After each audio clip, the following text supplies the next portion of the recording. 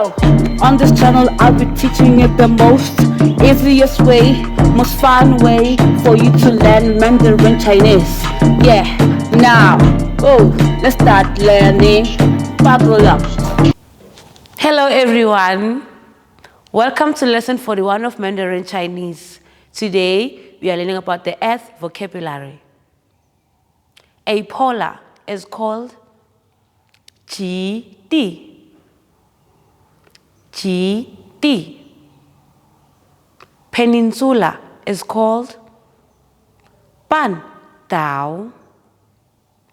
半岛. A continent is called 大陆. 大陆. An island is called 岛屿.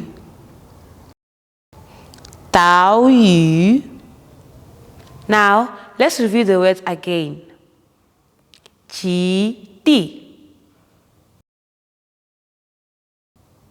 半岛.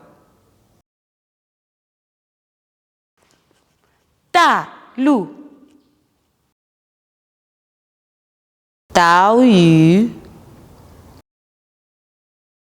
This is the end of today's lesson. Please remember to like, share, comment. Click the subscribe and notification button. Hope to see you next time. Goodbye.